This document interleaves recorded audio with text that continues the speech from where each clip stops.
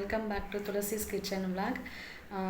இன்றைக்கி வந்துட்டு கொஞ்சம் வெளியில் வந்து போகிறோம். எங்கன்னு பார்த்தீங்கன்னா அம்மா வீட்டுக்கு தான் போகிறோம்.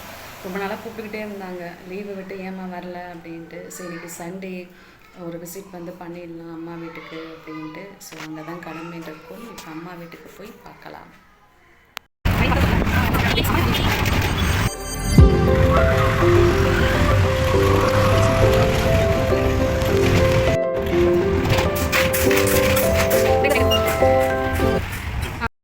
ஹாய் ஃப்ரெண்ட்ஸ், அம்மா வீட்டுக்கு வந்தாச்சு. வெயில் ரொம்ப அதிகமாக இருக்குது. மணி நாங்கள் ரீச் ஆனது மணி 10:30 மணிக்கு வந்தோம் நாங்கள். ஆனால் செம்ம வெயிலுங்க. வந்து பார்த்தா அம்மாவுக்கு வந்து உடம்பு சரியில்லை, ஒரு மாதிரி கேராக இருக்குன்ட்டு படுத்துட்ருக்காங்க. நானும் என் பசங்க மட்டும் தான் வந்து இருக்கோம். என்னென்னா தம்பி பசங்க இல்லை. ஸோ அவங்க இல்லாமல் ரொம்ப போர் அடிக்குதா, என்ன பண்ணதுன்னு தெரியாமல் டிவி பார்த்துட்டுருக்கோம். சமையலும் அப்பா வந்துட்டு எதுவும் செய்ய வேண்டாம், நான் வெளியில் வாங்கிட்டு வரேன்ட்டு சிக்கன் பிரியாணி வாங்க வந்து போயிருக்காங்க. ஸோ அவங்க வந்தாங்கன்னா சாப்பிட வேண்டியதுதான். பிரியாணி ரெடி ஆகிடுச்சுங்க. அப்பா வாங்கிட்டு வந்துட்டாங்க. சுட சுட பிரியாணி ரெடி. வாங்க சாப்பிட்லாம்.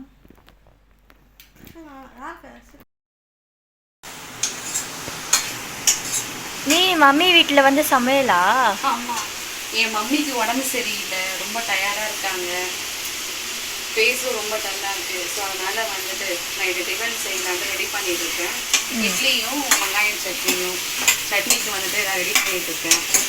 மாமா மாமி நம்ம குட்டீஸ்லாம் வரத்துக்குள்ளேயே கொஞ்சம் ரெடி பண்ணிவிட்டு அவங்களும் சாப்பிடுவாங்கல்ல, டயர்டாக இருக்கும் அவங்களுக்கும். ஆனால் நின்று செய்ய முடியல, அப்படியே இருப்பாரு பேசலாம் நம்ம வீட்டுல தான் இப்படி கூட இல்ல. அது போய் பார்த்தா அப்படியே இருக்குது வந்துட்டு. ஆனா இங்க பரவாயில்ல பவியா, கொஞ்சம் சில்னஸா தான் இருக்குது. நம்ம வீட்டுல அப்படியே ஒரு மாதிரி குடும்பம். ஆனா கிச்சன்ல நல்லா இருக்கும். நம்ம வீட்டுல அந்த ஜன்னல் இருக்கும்ல, அங்க வந்து நல்லா அங்க ஓபன் பண்ண உடனே நல்லா ஒரு சில்னஸ் காத்து வந்து இருக்கும்.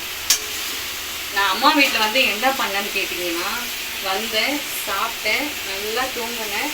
அப்புறம் ஈவினிங் வந்து அப்பா எங்கள் எல்லாருக்கும் ஐஸ்கிரீம் வாங்கிட்டு வந்து கொடுத்தாங்க, சாப்பிட்டோம். கொஞ்ச நாள் கழிச்சு பவியா வந்து காஃபி கொடுத்தா, அதை குடித்தேன். இதே தான் பண்ணிட்டு இருந்தேன். தர்ஷிகா ஸ்நாக்ஸ் வாங்கி கொடுத்ததை சொல்லவே இல்லையே. தர்ஷிகா வந்து ஸ்நாக்ஸ் வாங்கி கொடுத்தா. ஏன்னா அதையும் தாண்டி வந்து குட்டீஸ் வந்து இல்லையா, ஜாலியாக வந்து அட்டடிக்கிறதுக்கு அவங்க இல்லாமல் ரொம்ப போர் அடிச்சுது எங்களுக்கு. டிவி இவ்வளோ நாள் பார்த்துட்டு இருக்க முடியும். அம்மாவும் தூங்கிட்டு இருந்தாங்க, அப்பாவும் தூங்கிட்டு இருந்தாங்க. சரி பார்த்தேன், நம்ம டிஃபன் வச்சு செய்யலாம் அப்படின்ட்டு தான் நான் ரெடி பண்ணிட்டு இருக்கேன்.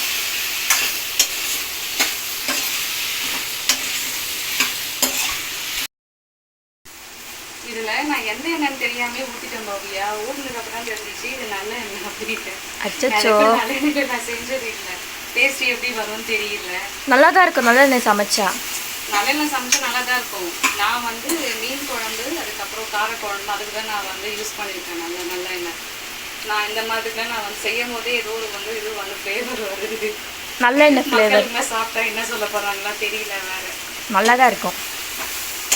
எனக்கு ஒரு டவுட், நீ எல்லா ஆயிலும் வந்து நல்லெண்ணெய் தானே, அதுக்கே நல்லெண்ணெய்க்கு மட்டும் நல்லெண்ணெய்னு பேர் வச்சுருக்காங்க. அப்போ எல்லாத்துக்கும் வந்து செஞ்சதுனால நல்லெண்ணெய் கரெக்டா? எனக்கே தெரியாது, என்ன போய் கேட்டுருக்கேன். தேங்காய் எண்ணெய் வந்து தேங்காய் எண்ணெய் செஞ்சதுனால தேங்காய் எண்ணெய்.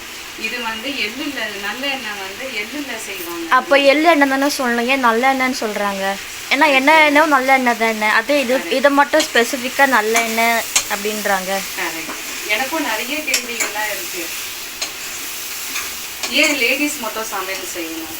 இல்லையே, மட்டும் தான் வந்துட்டு நிறைய ஹோட்டல்ல வந்து ஜென்ஸும் சமையல் செய்யறாங்க. ஹோட்டல் ஆனா சொன்ன மாதிரி ஹோட்டல்லாம் பார்த்தீங்கன்னா ஜென்ஸா வந்து செய்யறாங்க, ஓகேவா? ஆனா வீட்டில் வந்து பார்த்தா இந்த மாதிரி வெயில்ல இல்லை லேடிஸ்க்கு வந்து முடியாமன்னா கூட வந்து அவங்க தான் வந்து செய்யணும். ஆனால் ஜென்ஸ் வந்து ஹெல்ப் பண்ணுறாங்க, ஆனால் அதெல்லாம் ரொம்ப ரேர் தான். எல்லா வீட்லையும் தான் அப்படி கிடையவே கிடையாது. எனக்கு அந்த ஒரு கேள்வியில் இருக்குது. சில விஷயங்கள்லாம் வந்து பொம்பளைங்க தான் செய்யணும், சில விஷயம் வந்து இவங்க தான் செய்யணும், அந்த மாதிரி தான் இருக்குது. அதான் என்னால் ஏற்றுக்க முடியல. இப்போ நம்ம வந்து என்னதான் முடியல, ரொம்ப டயர்டாக இருக்கிறதப்ப இந்த மாதிரி வெயிலெல்லாம் வேர்வை சிந்தி இது மாதிரி செய்யறதெல்லாம் ரொம்ப கருப்பாக இருக்குது. என்ன பண்ணலாம்?